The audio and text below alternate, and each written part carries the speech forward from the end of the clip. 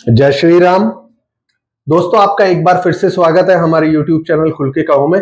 और आज हम जिस चीज को लेकर के बात करने जा रहे हैं वो एक ऐसी चीज है जो कि कई बहसों का मुद्दा भी रहा है, कई विवादों का भी रहा है, यहां तक कि वो सुप्रीम कोर्ट तक पहुंच चुका है। अगर आप समझ गए तो रिसेंटली अभी उसके बारे में बात हुई है, इलेक्शंस में उसका यूज होता है। आप लोग समझ गए हैं तो मैं बता दूं आपको, हम बात करने जा रहे हैं ईवीएम की। आज हम जानेंगे कि बैलेट बॉक्स की जगह ईवीएम को क्यों चुना गया और वो क्या कारण थे जिसकी वजह से बैलेट बॉक्स को हटाया गया या बैलेट बॉक्स को हटाया गया और ईवीएम को चूज किया गया। दूसरा, क्या ईवीएम को हैक किया जा सकता है या नहीं। चलिए शुरू करते हैं। तो सन 2000 से पहले जितने भी इलेक्शन होते थे वो सारे के सारे बैलेट बॉक्स पे ही होते थे। तो ऐसा क्या हुआ कि इलेक्शन कमीशन ने बैलेट बॉक्स को हटा करके ईवीएम को चूज किया।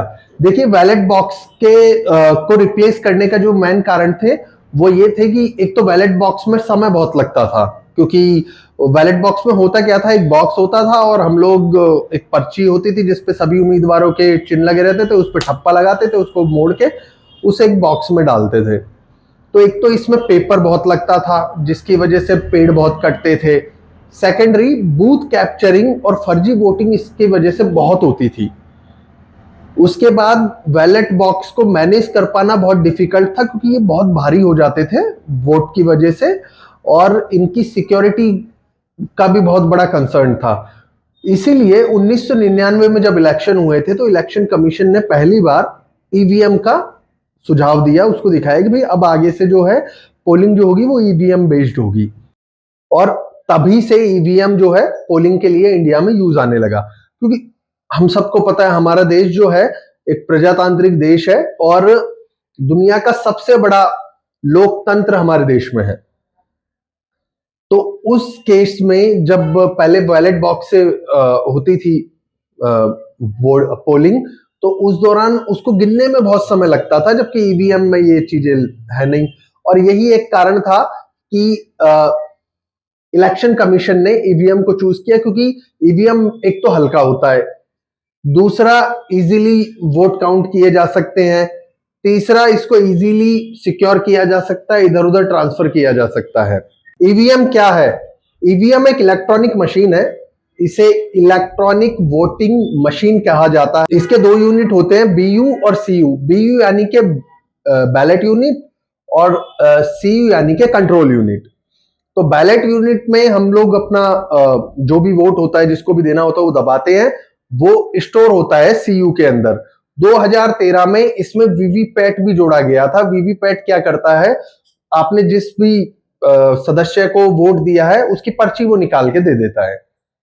ये ईवीएम है, ये पूरा, ये जो तीनों यूनिट मिलकर के ये ईवीएम को बनाते हैं। अच्छा, अब ईवीएम के फायदे क्या है? ईवीएम जो है, जैसा कि मैंने पहले बताया था, हल्का होता है, इजी टू कैरी होता है, मेंटेन भी इजीली किया जा सकता है, सिक्योर भी इजीली किया जा सकता है, और उससे भी ज्यादा जरूरी जो था, ये बहुत ही तेजी से रिजल्ट देता है।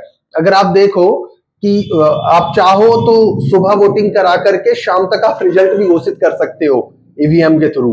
अब आते हैं उस अहम क्वेश्चन पे कि क्या ईवीएम को हैक किया जा सकता है किसी भी तरीके से? क्या इसको एक्सटर्नली हैक किया जा सकता है? तो देखिए, मैं आपको बताना चाहूंगा, ईवीएम जो है वो स्टैंड अलोन डिवाइस है। इस डिवाइस को ना तो ब्लूटूथ, ना वाईफाई, ना ही किसी और तरीके से किसी और एक्सटर्नल मीडिया के थ्रू इसको जोड़ा जा सकता है, इसलिए इसकी हैकिंग तो संभव नहीं है।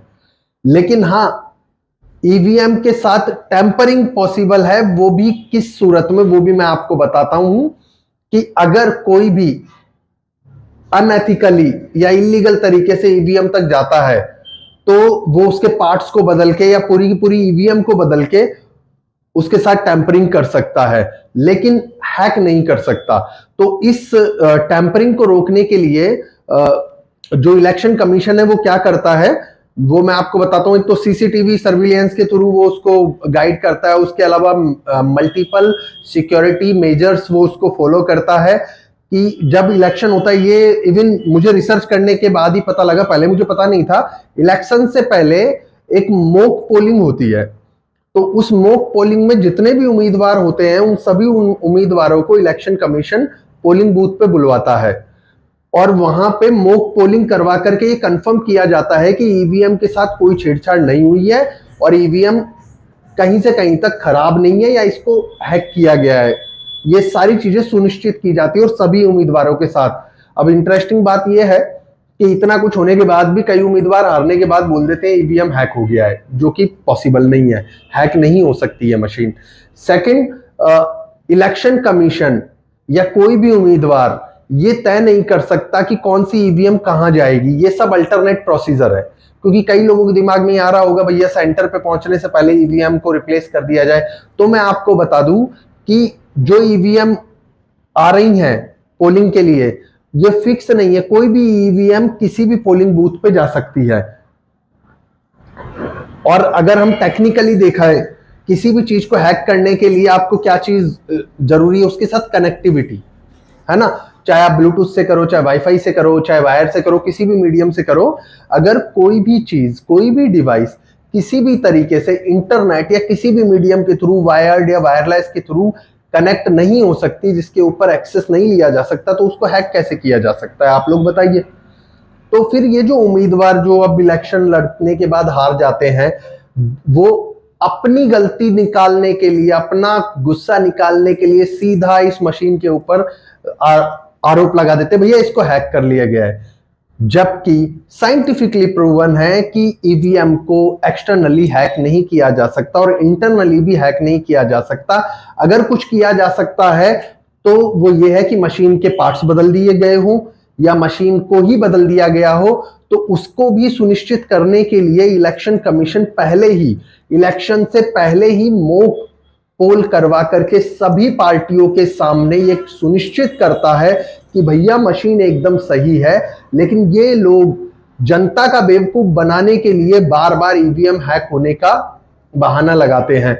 मैं किसी भी पार्टी का नाम नहीं लूंगा, दुनिया जानती है आजकल इलेक्शंस में खूब दिखा रहे हैं। एक पर्टिकुलर पार्टी के कैंडिडेट जब हारते हैं तो वो हर बार ईवीएम के हैक होने को ही दोषी बनाते हैं। और हमारे देश की भोली भाली जनता इतनी भोली है कि वो उनकी बातों में आ भी जाती है बिना फैक्ट्स को जाने हुए। मैं भी पिछले कुछ दिनों से ये चीजें देख रहा हूं। अभी हाल ही में महाराष्ट्र, यूपी, राजस्थान और झारखंड के सब इलेक्शंस हुए हैं, उप चुनाव जिन्हें कहते हैं वो हुए हैं। उनमें भी ये सारी चीजें आई हैं कि जो कैंडिडेट हार गया है वो सीधा कह रहा है कि मशीन ही खराब थी या मशीन को हैक कर लिया गया है। कईयों ने उसके पावर सोर्स को लेके बोला, उसके लिए भी इलेक्शन कमीशन ने क्लियर बोला कि भैया मेरे, जब तक इसको एक सर्टेन अमाउंट का पावर नहीं दिया जाता तब तक वो 99.9% ही स्टोरेज दिखाता है।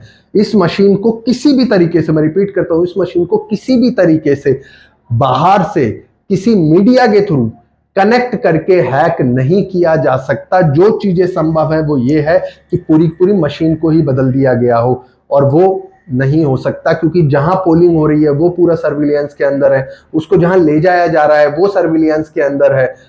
इसकी सिक्योरिटी इतनी हैवी होती है कि कोई उसको चेंज नहीं कर सकता। और चेंज करने के बाद भी भाई मेरे उसमें पोलिंग कहां से लाओगे, ये चीज भी है, कहां तक पार्ट्स बदलोगे।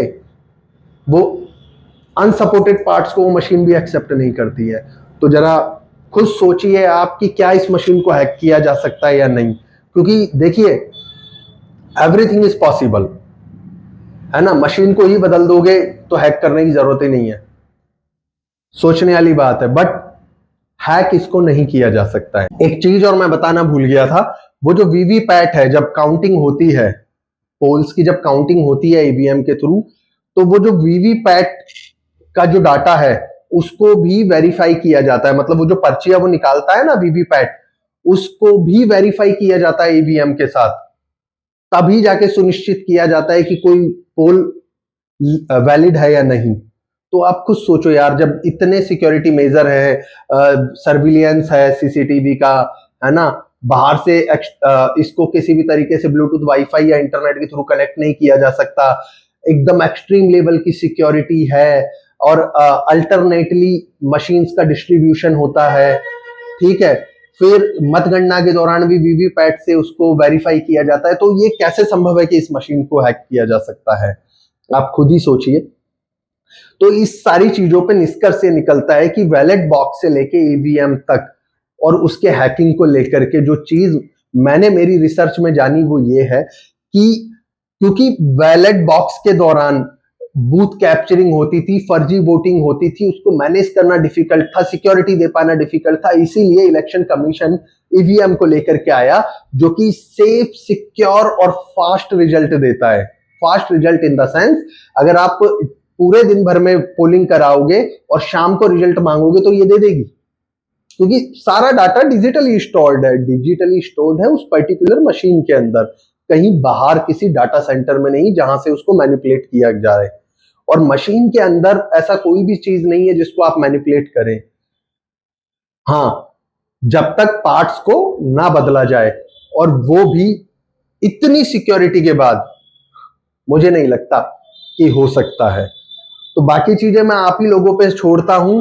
मैं बस आपसे ये कहूंगा कि ये जो कैंडिडेट अपना इलेक्शन हार गए हैं और ये जो ऐसे अफवाह फैला रहे हैं कि ये मशीन खराब है या इसको हैक किया गया है वगैरह वगैरह, इस सब बहकावे में ना आए। और मैं उन कैंडिडेट से भी कहना चाहूंगा, भाई यार, पढ़े लिखे हो आप, थोड़ा रिसर्च कर लिया करो दादा।